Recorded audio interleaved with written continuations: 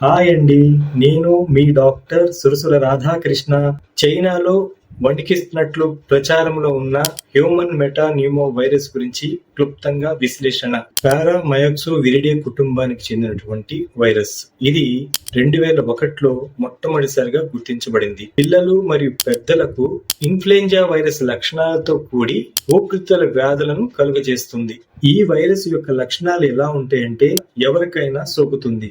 ముఖ్యంగా 5 సంవత్సరాలలోపు పిల్లలకు, 65 సంవత్సరాలు అంతకంటే ఎక్కువగా వయసులో ఉన్నవారికి, రోగ నిరోధక శక్తి తక్కువ ఉన్న వారికి ఎక్కువగా సోకే అవకాశం ఉంది. ఈ వైరస్ రావడానికి గల కారణాలు ఏంటంటే పరిసరాలు శుభ్రంగా ఉండకపోవడం, గాలి కాలుష్యం వల్ల వైరస్ వ్యాప్తి చెందడం, పిల్లలు, వృద్ధులు మరియు గర్భిణీలు ఈ వైరస్ కి ఎక్కువగా గురి కావడం, ఇతర ఆరోగ్య సమస్యలు ఉన్న వ్యక్తులు.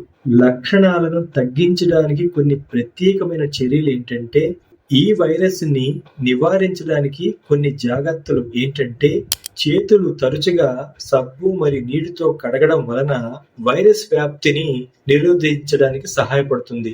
చేతులు శుభ్రంగా లేనప్పుడు ముఖాన్ని తాకకపోవడం వల్ల ఈ వైరస్ వ్యాప్తిని నిరోధించడంలో సహాయపడుతుంది. ఆరోగ్యకరమైన జీవన విధానాన్ని అనుసరించాలి.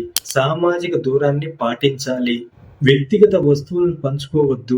మాస్క్ ధరించండి. ఈ వైరస్ ను గుర్తించడానికి చేయించుకోవాల్సిన పరీక్షలు ఏంటంటే nucleic acid amplification test, polymerase chain reaction test, PCR test, CRP test, C reactive protein test అంటాము, CT scan. Human metapneumovirus కి నిర్దిష్టమైనటువంటి మందులు అనేవి లేవు.